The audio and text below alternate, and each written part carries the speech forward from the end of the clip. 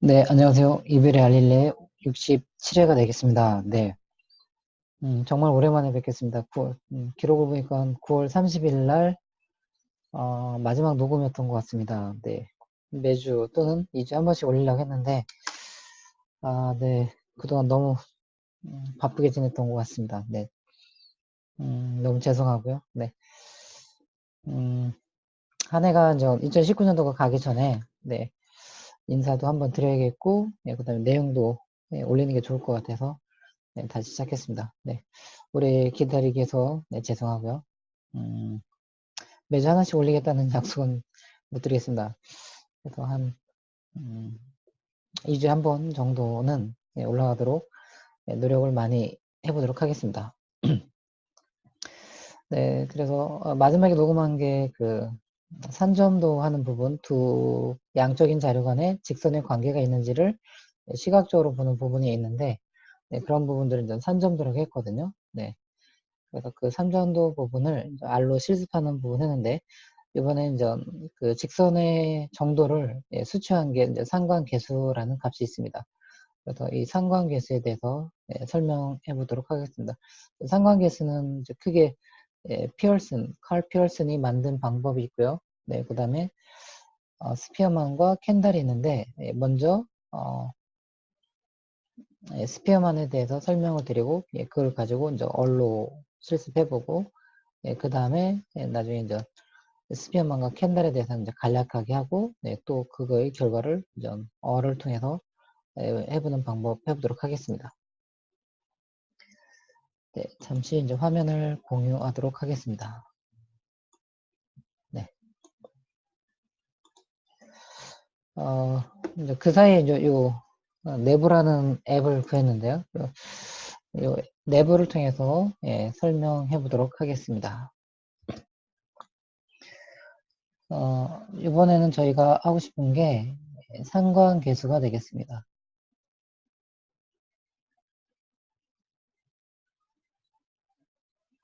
상관계수가 되고요.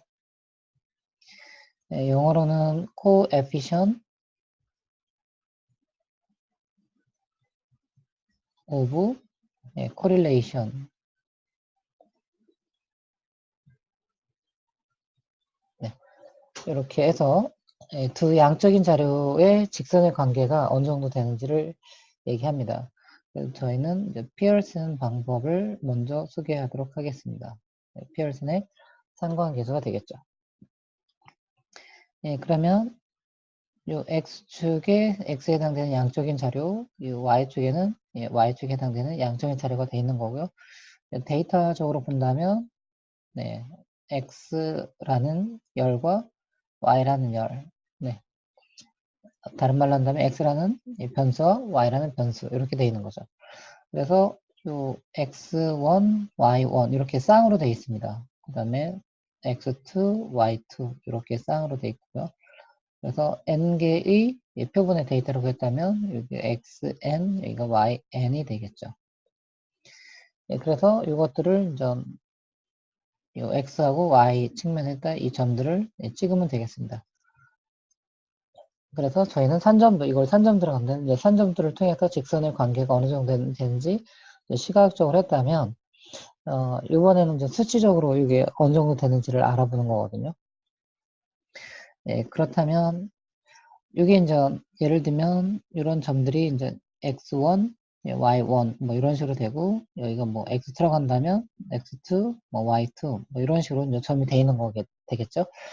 그러면 여기서는 일단 x, y를 무시한다 한다면 이제 x축만 본다면 이 점들이 이렇게 x축으로 프로젝션, 투사한다 뭐 이렇게 하는데 그러면 이렇게 값들이 x축에 있는 값들이 존재하겠죠. 그러면 저희는 뭘 구할 수 있냐면 이 x들의 평균을 구할 수 있겠죠. 그래서 예를 들면 여기가 x의 평균 x 바라고 한다면 y축을 전혀 고려하지 않은 상태에서 x 본다면 이 점들 x라는 이 값들과 x의 평균과의 이 다름 이게 이제 x의 다름 또는 그걸 분산이라고 할 수도 있고요. 이렇게 할 수 있고요.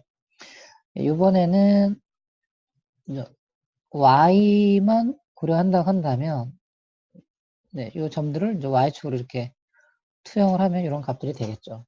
네, 그래서 여기서도 마찬가지로 y들의 평균을 구할 수가 있겠죠. 그래서 이게 이제 y바가 됩니다. 그러면 여기서는 y들의 다름, y들의 다름만 볼 수 있는데, 그런데 이제 이전까지는 이런 쪽으로 좀 봤거든요. 저희가 일별량인 경우에 x의 다름 또는 y의 다름, 각각의 다름만 봤는데, 이제 산점도 같은 경우는 예를 들면 이 점이 여기 존재하잖아요. 그럼 이 점들에게는 뭐가 있냐면 이만큼의 x의 다름하고 또 이만큼의 y의 다름이 같이 존재하는 겁니다. 그래서 이거를 본다면 이제 x1과 x바의 다름과 그 다음에 y1과 y바의 이 다름이 존재하는데 같이 공존하는 거죠. 그래서 이런 값들이 존재합니다. 그래서 이런 값들이 이제 데이터가 하나가 아니라 n 개가 존재하니까 이런 것들을 다 더해보는 거예요. 그래서 제일 마지막에 이제 xn이니까 xn 마이너스 갑자기 y가 등장. x바가 되겠고요. 그 다음에 곱하기 yn의 마이너스 y바가 됩니다. 그러면 이 모든 점들의 이제 다름을 구한 거고요. 예, x의 다름과 y 다름이 공존하는 거가 되겠죠. 그래서 이 부분을 자유도로 나눠주면 이거의 자유도는 n-1이 됩니다. 그래서 이런 값을 구해지는데 이런 값들이 뭐가 되냐면 이런 값들을 저희가 공분산이라고 합니다. 그래서 영어로는 코베리언스라고 하거든요. 그러니까 x와 y, 이 x와 y가 동시에 존재하는 이 다름이 있는데 이것들의 다름을 평균 내면 전체적으로 얼마큼 되겠다. 요 양을 나타낸 게 이제 공분산이 되겠죠. 여기서는 이제 x의 다름만 보면 x의 분산이 되겠고 y의 다름만 보면 y의 분산이 되는데 x의 다름과 y의 다름을 한꺼번에 같이 봤기 때문에 이거를 공분산이라고 합니다. 그래서 이 공분산이 있는데요. 이 공분산을 조금 정리해 본다 한다면 저 더한다라는 건 서메이션이라는 기호를 쓰고요. 서메이션 i는 1부터 n까지 xi 마이너스 x바 그 다음에 yi 마이너스 y바 이렇게 되고요. 이것들을 자유도로 나눠준 게 이게 이제 공분산이 되고요. 이거를 또 이런 식으로도 표현합니다. COV 공분산의 약자는 코베리언스 약자고요. 여기다가 x, y 이렇게도 표현합니다. 수학적 기호로. 그래서 x와 y의 공분산이라는 거죠. 그러면 이 공분산을 통해서 뭘 하는 거냐면 x와 y 간의 직선의 관계가 어느 정도 되는지를 측정할 수 있습니다. 그래서 이 공분산을 좀 잘 보시면요. 지금 저희는 점들을 이런 식으로 찍었거든요. 그래서 이런 식으로 좀 표현해 봤는데 그러면 여기는 점들을 여기가 이제 x하고 y를 본다면 여기가 이제 원점이 되는데요.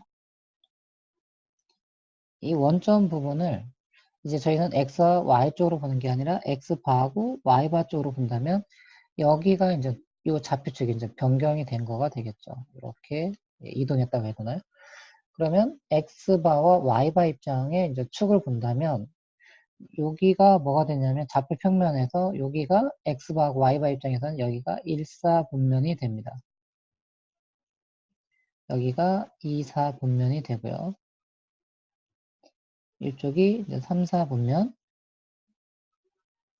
여기가 사사분면이 됩니다.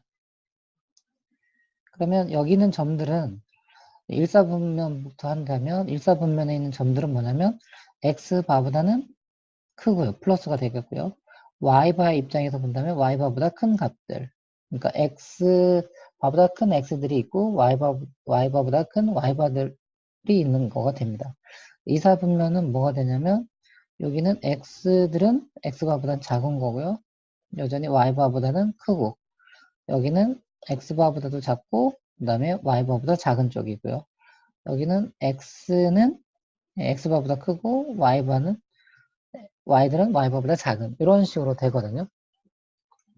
그래서 저희가 공문산이 저희한테 알려주는 건 어떤 거냐면, 이거는 이렇게 좀 동그라미 해놔겠습니다. 여기 플러스 플러스고요. 여기도 마이너스 플러스, 여기 마이너스 마이너스, 여기 플러스 마이너스가 되겠죠. 그러면 저희 이런 지금 현재 이 점들은 주로 어디에 많이 있냐면 X바하고 Y바 입장에서는 일사분면에 해당되는 여기죠. 일사분면에 해당되는 데이터들로 많이 이루어졌고 또 어디에도 있냐면 3사분면에 해당되는 거 있죠. 물론 이사분면과 사사분면에도 있긴 한데 그 양은 적죠. 네, 그렇다면 이런 값들은 공분산의 것들로 본다면 뭐가 돼요? 여기도 플러스고 여기도 플러스가 되기 때문에 이 값은 전체적으로 플러스가 되겠고요. 요 3, 4분면에 있는 값들을 하면 여기는 마이너스, 마이너스가 되니까 마이너스 곱하기 마이너스니까 또 플러스가 되니까 이런 값들이 되죠. 그 다음 이쪽은 요 값이 마이너스, 이쪽은 마이너스죠. 그럼 전체적인 것들은 어떻게 되는 거냐면 이제 값이 마이너스인 건 적고 상대적으로 플러스 플러스 또는 마이너스 마이너스에서 플러스인 게 훨씬 더 많죠. 그러니까 이 공분산의 부호는 뭐가 되냐면 플러스가 되고요. 그 다음에 이런 부호가 다른 것들 있죠. 전체적인 부호가 다른 것들은 적기 때문에 이 값은 커지게 됩니다. 그래서 저희가 공분산을 통해서 알 수 있는 건 뭐냐면 부호도 알 수 있고요. 그 다음에 크기도 알 수 있죠.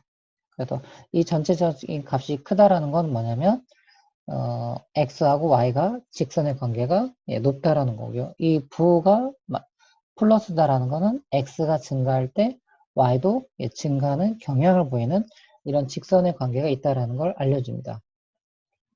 그러면 요거를 가지고 두 개의 그림을 더 본다면 이번에는 이런 그래프라고 이런 산점도가 그려졌다고 한다면 이런 형태가 된다고 한다면요.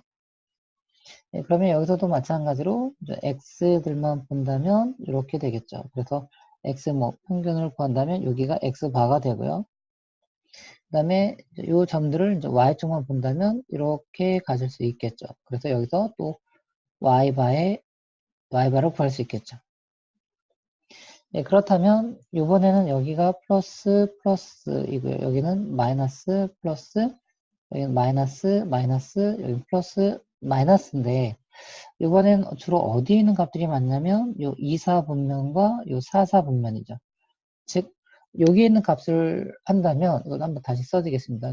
공분산 x와 y 하고 한다면 이거는 n-1분의 서메이션 i는 1부터 n까지 xi-x바 그 다음에 yi-y바가 되거든요. 그럼 여기 있는 점들은 주로 뭐냐면 2사분면과 4사분면이 있기 때문에 마이너스 플러스 이런 값들이 된다면 부호가 마이너스고요. 또 뭐가 있냐면 플러스 마이너스 이런 값들이 또 있죠. 이것들도 또 해주면 이 값도 마이너스가 되겠죠. 그래서 마이너스하고 마이너스를 더하면 전체적인 부호는 이제 마이너스가 되겠죠.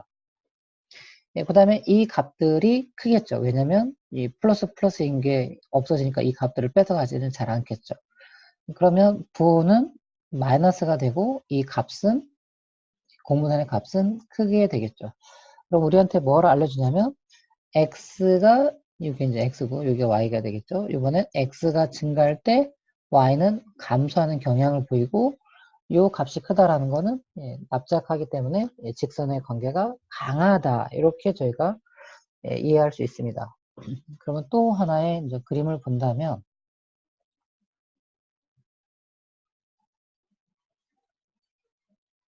여기가 x고요. 여기가 y가 되겠죠. 그렇다면 이번에 만약에 이런 형태의 점들이 찍혀진다고 한다면 여기에 x바, 여기에 y바가 존재하겠죠. 그럼 여기서도 아까처럼 똑같이 공분산을 구한다면 공분산 x, y라고 한다면 m-1분의 서메이션 i는 1부터 n까지 그래서 xi-x바 그 다음에 yi-y바 이렇게 되거든요. 그러면 이번에는 이게 플러스 플러스 이번엔 마이너스 플러스 마이너스 마이너스 플러스 마이너스죠. 그러면, 근데 이거 보면 대체적으로 여기 4분의 1, 여기도 4분의 1, 뭐, 정확하지는 않겠지만요. 약 4분의 1, 여기 4분의 1, 여기도 4분의 1, 여기도 4분의 1이 되겠죠. 그러면 플러스 플러스인 것과 여기도 마이너스 마이너스, 여기는 값들하고 여기 이제 마이너스죠. 이쪽도 마이너스죠. 그러면 이런 값들이 거의 상쇄가 돼서 요 값은 대략적으로 어디에 가까워지냐면 0에 가까워진다는 거죠. 0에. 그렇다는 거는 0에 가깝다라는 거는 직선의 관계가 지금 보시는 것처럼 이거 직선으로 볼 수가 없죠. 그럼 직선의 관계가 없다라는 거를 우리는 수치적으로 계산할 수 있습니다. 그래서 이 공분산이 잘 알려주는 건 뭐냐면 부호와 이 직선의 강한 정도를 알려주는 거죠. 그래서 마이너스 쪽으로 점점점 이 값이 커진다고 한다면 x는 증가할 때 y는 이 감소하는 이런 직선의 관계가 강하게 따라 하는 거고, 이 값이 플러스 쪽으로 점점 커진다면 x가 증가할 때 y도 증가하면서 그다음에 직선의 관계는 강하다. 오히려 이 값이 0에 점점점 가까워진다는 거는 x하고 y 간에는 어떤 관계도 존재하지 않는다. 이렇게 알려줄 수 있는 매우 중요한 값이 됩니다. 이 공분산이라는 게. 그래서 다시 한번 정리한다면 이 피어스는 x와 y의 어떤 동시에 변하는 이런 값들을 다 더하고 그걸 평균 낸 거죠. 그런 값들을 이제 공분산이라고 하는 거죠. 그래서 여기까지 이제 공분산의 아이디어가 들어갔는데, 이제 공분산의 좋은 거는 뭐냐면 방향과 이 직선의 관계가 강한지 약한지 이런 부분들을 알려주는 매우 중요한 부분인데, 이제 문제점이 있습니다. 문제점은 뭐냐면 공분산에 이제 문제점이 있는데, 이 공분산의 문제점은 예를 들어서 여기가 몸무게고요. 여기가 키라고 해보겠습니다. 여기 이제 센치. 그래서 키와 몸무게와 키, 뭐 이렇게 돼 있겠죠. 이걸 좀, 네, 이거를 조금 바꾸겠습니다. 이런 설명보다는 여기가 센치가 되고 있고 여기가 몸무게. 그럼 키가 많이 나가면 나갈수록 몸무게도 많이 나가는 그런 경향을 보이고 있냐라는 걸 한다는 거죠. 그래서 이것도 이제 점들을 저희가 이렇게 돼 있다고 한다면 여기에서 이거 아까처럼 똑같이 이제 y바 여기도 x바. 예. 그래서 본다면 주로 플러스 플러스와 마이너스 마이너스 이런 값들이 주로 있기 때문에 이 전체적인 부호는 플러스가 되고요. 요 값은 큰 값이 나오겠습니다. 그렇다는 건 뭐냐면 키가 증가할수록 몸무게도 증가하는 경향을 보이고 있다라는 거죠. 그래서 이렇게 잘 알려주는데 이 문제점은 뭐냐면 동일한 데이터인데 이 동일한 데이터의 단위를 바꿨을 때도 여전히 동일한 관계가, 직선의 관계가 있다는 걸 수치적으로 얘기해줘야 되는데, 이 단위가 달라질 때 이 공분선은 많이 달라집니다. 그래서 여기가 좀 센치가 아니라 미터로 하고요. 여기가 킬로그램이라고 하겠습니다. 그러면 여기서 본다면 요 점을, 예를 들면 요 점을 180에 뭐 80이라고 한다면 여기가 평균이 170, 여기는 70이라고 한번 해보겠습니다. 그럼 요 하나의 값이 의미하는 거는 x1 마이너스 x바 곱하기 y1 마이너스 y바 여기다 이제 대입을 해보면 x1을 저희는 180으로 보고 x바는 170 곱하기 y1은 80, y바는 70. 그러면 여기가 뭐가 되냐면 10 곱하기 10에서 이제 100이라는 값이 되겠죠. 이런 값들을 이제 계속 더하는 거가 되겠잖아요. 그런데 똑같은 데이터인데 이거를 예를 들어서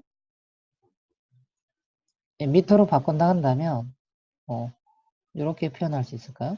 네. 네, 그래서 여기도 마찬가지로 뭐가 존재하냐면 y바 여기가 x바가 존재하겠죠. 그럼 x바는 이제 뭘로 바뀌냐? 미터로 바꿨으니까 여기가 1.7m가 되는 거고요. 요 y바는 안 바뀌었으니까 여기 전에 70이 되겠죠. 그러면 우리가 아까 관심 있었던 요 점이 있는데 요 점을 좀 이렇게 해보면 여기는 이제 뭘로 바뀌냐면 1.8m로 바뀌고요. 여기는 80kg가 되겠죠.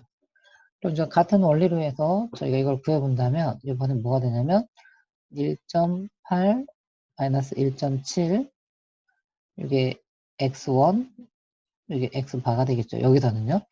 곱하기 이제 y1이니까 y1은 80 여기는 70이 되겠죠. 여기 y1 마이너스 y바가 되는 거니까요. 그러면 이 값은 뭐가 되냐면 0.1 곱하기 10이 돼서 여기는 1이 되는 거죠. 네, 이런 값들을 구한다 한다면 그러면 이쪽 이거를 A라고 한다면 A 쪽의 데이터가 B의 데이터보다 100배 정도 직선의 관계가 강하다라는 이런 얘기를 해줄 수 있습니다. 이게 만약 다른 데이터라 한다면 좀 모르겠지만 이거 동일한 데이터인데 단위가 바뀌었는데 그럼 단위가 바뀌어도 여전히 동일한 직선의 관계가 있다라고 얘기를 해줘야 되는데 공분사는 그렇게 못 해준다는 거죠. 그래서 이런 단점이 있습니다. 그래서 이 공분산을 어떻게 처리하냐면 이제 공분산을 다시 한번 정리해보면 x, y가 되겠죠. n-1분의 서메이션 i는 1부터 n까지 그래서 xi-x바 곱하기 yi-y바가 되는 거죠. 그럼 이 값을 어떻게 하는 거냐면 x도 변할 수도 있고요. y도 변할 수 있잖아요. 그럼 이 공분산을 나눠주는 겁니다. 뭐로 나눠주냐면 x가 변화되면 x가 변화된 만큼으로 나눠주는 거고요. y가 변화되면 y가 변화된 만큼 나눠주는 겁니다. 그래서 x의 변화는 뭐냐면 그게 x의 표준 편차가 됩니다. 그래서 x의 표준 편차는 저희가 앞단에서 배웠거든요. 그래서 이렇게 됩니다. n-1에 네. 그래서 xi-x바의 제곱. 이게 x의 표준 편차가 됩니다. 그러면 x가 적게 변하면 이 표준 편차가 적을 거니까 적은 만큼 나눠지는 거고요.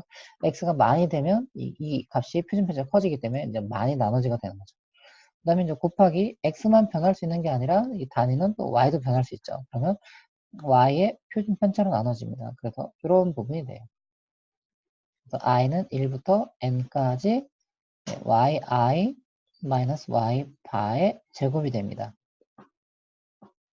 그래서 요 부분이 뭐가 되냐면 피어슨의 상관계수락에서 소문자 R에 나옵니다. 이건 표본의 상관계수가 되겠습니다.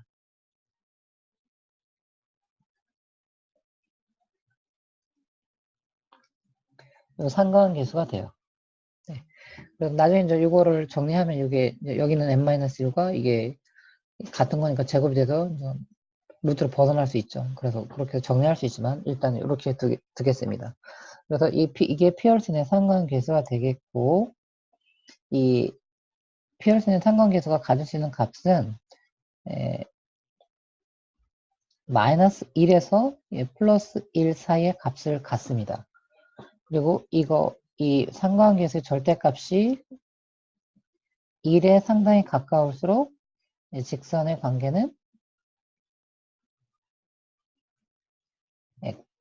높다, 강하다, 높다, 강하다 이런 표현을 쓰고요.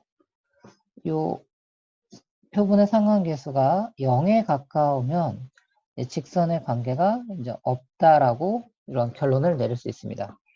그리고 이 표본의 상관계수에 이제 부호가 있는데요. 이 부호가 플러스 쪽으로 나오면 이거를 양의 상관관계가 있다. 이런 표현을 쓰고요. 이 부호가 음수가 나오면 음의 상관계수가 있다라는 거죠. 그래서 이 값이 플러스면서 1에 가까우면 양의 상관관계가 매우 높다, 매우 강하다라고 하는 거고요. 여기 부호가 마이너스면서 이 값이 1에 가까워진다면 음의 상관관계가 높다, 매우 강하다 이런 표현을 하고요. 대신에 이제 아까 얘기한 것처럼 이 값이 0에 가까워진다면 상관관계가 있다라고 얘기할 수는 없습니다. 그러니까 상관관계가 없다. 즉 직선의 관계가 없다.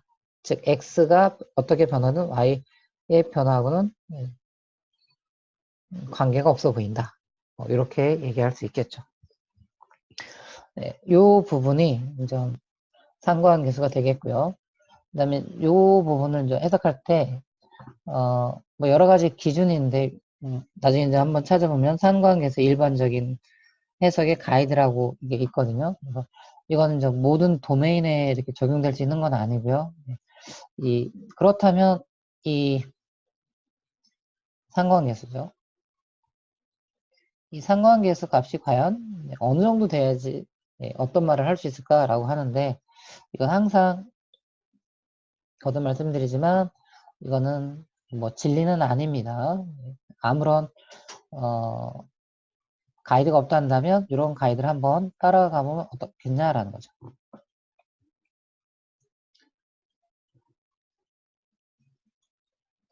그래서 이 상관계수 절대값이 0보다 크거나 같고 0.2보다 작은 경우는 상관관계가 없다, 이렇게 일반적인 해석을 할 수 있고요. 0.2보다 크거나 같고 0.4보다 작은 경우는 약한 상관관계가 있다, 이렇게 얘기하는 거죠. 플러스면 약한 양의 상관관계고요. 마이너스면 약한 음의 상관관계가 있다, 뭐 이런 얘기를 할 수 있고요. 그 다음에 0.4보다 크거나 같고, 그 다음에 0.6보다 작은 경우는 보통의 상관관계가 있다, 이런 얘기를 하는 거죠. 그 다음에 0.6보다 크거나 같고, 0.8보다 작은 경우는 높은 또는 강한 상관관계가 있다라고 하고요. 0.8에서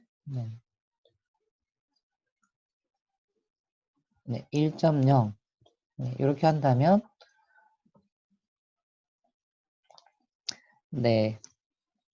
잠시만요. 매우 자를 높여서 매우 높은 또는 강한 상관관계가 있다, 이런 식으로 하시면 됩니다. 그래서 이렇게 나와 있고요.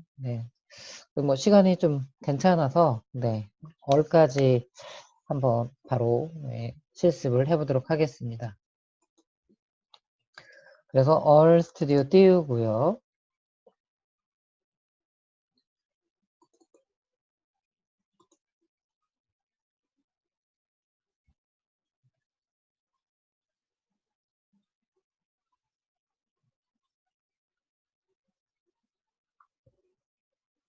이거는 깨끗하게 지워야겠습니다.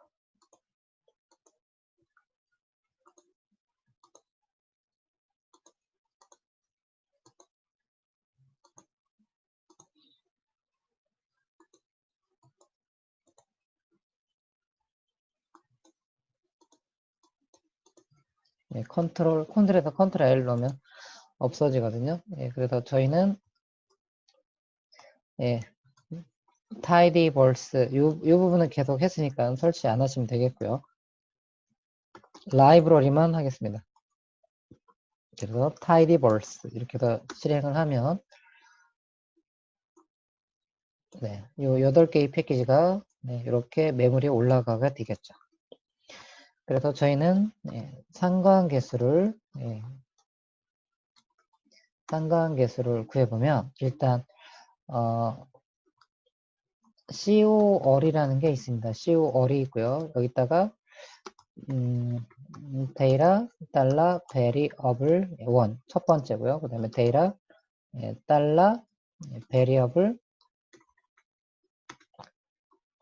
2. 그 다음에 여기가 요 부분은 제가 이제 엔터 쳐드리겠습니다.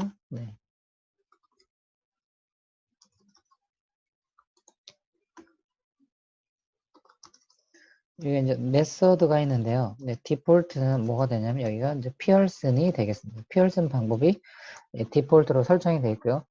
이 부분이 나중에 이제 스피어만과 이제 캔달로 달라질 수 있습니다. 네, 그래서 저희가 그 애티튜드로 해본다면 이거 그 카 갖고 먼저 한번 해보겠습니다. 그래서 예, COR이고요. 카르즈의 스피드와 그다음에 이 카르즈의 디스트 제동거리가 되겠죠. 그다음에 메소드는 피어슨. 그래서 이렇게 해주면 0.807 정도 됩니다. 그래서 이거를 반올림하는 방법은 라운드고요. 이따가 카마 디지츠 걸 3 해주면 이 부분을 이렇게 해서 해주면 반올림 돼서 하는 거죠. 그래서 특별하지 않으면 상관계수도 보고서나 논문을 쓸 때 소수점 3자리, 즉 4자리가 반올림 된 결과로 하거든요. 0.807, 부호는 플러스가 되죠. 그리고 아까 요 가이드에 따른다면 0.8보다 크거나 같고 1보다 작거나 같은 요 사이에 있으니까 우리는 요 가이드 해석을 따른다면 요 스피드라는 양적인 자료와 뭐 디스턴스, 제동거리가 되겠죠.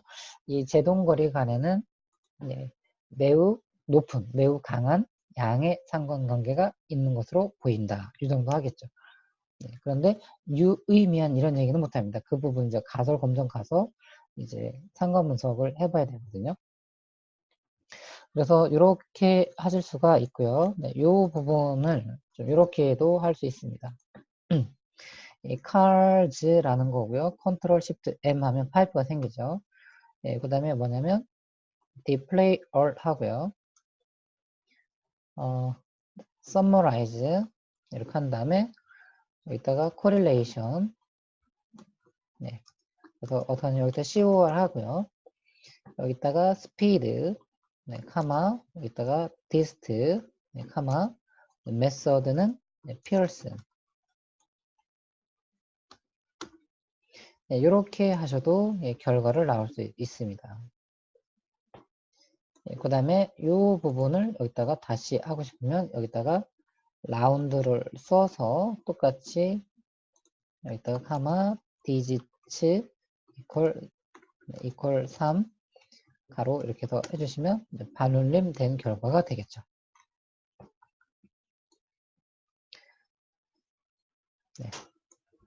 그래서 이게 좀 더 이제 고급스러운 거가 되겠죠. 요즘은 이제 타이디벌스 안에 디플레이가 제공하는 요 파이프, 그 다음에 디플레이에서 어떤 기술 통계량을 구하는 요 서머라이즈 이런 걸 통해서 구할 수 있습니다. 그런 다음에 이번엔 저희가 뭘 해보고 싶냐면 이제 데이터가 하나가 아니라 이제 여러 개 있는 경우가 있거든요.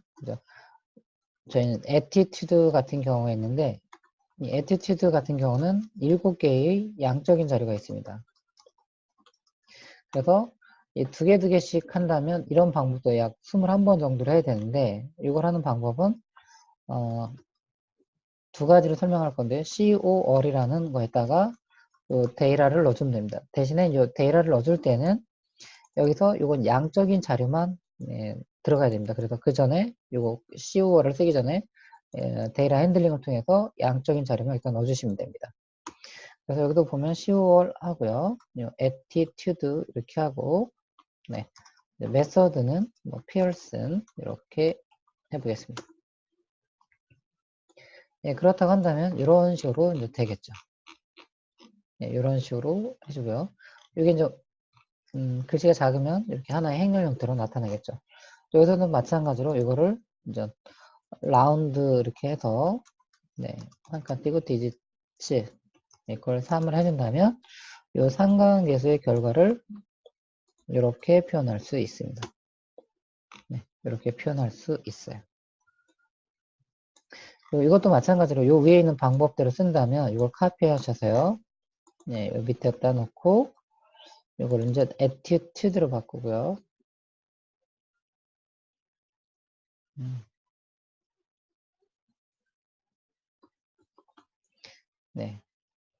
그 다음에 이 부분은 COR만 하고요. 아이고 이거는 다음에 쓰게 시켜주는 게 좋겠네요. 그래서 일단은 네, 여기까지 해서 예, 저희가 요 결과를 본다면 여기서 이제 찾아본다면 여기서는 어떤 게 가장 네, 높냐면 현재는 0.815라고 해서 요 레이팅하고 요 컴플레인츠 요 두 개의 예, 양적인 자료가 예, 직선의 관계가 가장 높고 이 부가 플러스니까 양의 상관관계 0.8보다 크거나 같으니까 매우 강한 매우 높은 양의 상관관계가 있는 것으로 보인다. 이런 해석을 할 수 있는 거. 이 1이 나온 건 왜 그러냐면 자기하고 자기 자신이기 때문에 그렇습니다. 예, 자기하고 자기 자신일 때는 네, 항상 네, 이렇게 1이 되겠습니다. 그래서 이 부분까지 예, 저희가 예, 다뤄보도록 하겠습니다. 네, 좀 빠른 감이 없지 않아 있는데 네, 제가 늘 드리는 말은 네, 계속해서 복습을 천천히 해보시는 거 이렇게 하면 좋겠습니다. 이 코드는 예, 동영상 밑에 공유하도록 하겠습니다. 네.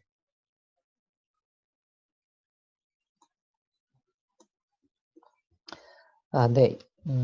2019년도 많은 분들이 또 구독을 해주셨고요. 네, 그 다음에 또 어떤 분들은 뭐 1부터 해서 66까지 계속 반복하면서 이렇게 수업 들어주시고 또 동영상에 댓글 달아주시고 또 열심히 하시는 모습 보면 제가 이렇게 동영상을 준비한 사람으로서 매우 기쁘고 네, 감사드리고 합니다. 그래서 많은 분들이 구독해 주시고요. 네, 그 다음에 계속 공부해서 예, R을 통해서 데이터 분석하는 부분이 좀 더 업그레이드 되시길 바랍니다. 그래서 2019년도 한 해 동안 EVL 알릴레오를 구독해 주시고 사랑해 주신 많은 분들께 감사드리고요. 2020년도에는 더욱더 좋은 모습으로 하겠습니다. 그래서 2020년도에는 상관 분석이라든가 회계 분석까지 가고요. 그 다음에 앞단에서 이 얼에 대한 기초적인 과정을 좀 이렇게 저희가 없었는데 이 얼에 대한 기초적인 과정, 그 다음에 데이터 핸들링하는 과정 이런 거 하고요. 그 다음에 기회가 되면 뭐 텍스트 마이닝이라든가 이런 부분도 계속 지속적으로 해서 올려보도록 하겠습니다. 네, 이제 얼마 시간이 안 남았는데요. 네, 그러니까 하루 조금 더 남은 것 같습니다. 2019년도 남은 한 해 2019년도 잘 마무리하고요. 또 2020년도도 잘 준비하시면 되겠고요. 네, 2020년도에는 더 의미 있고 더 소중하고 더 행복한 그런 일들이 많으시길 바라겠습니다. 그럼 저는 2020년도에 찾아뵙겠습니다. 감사합니다.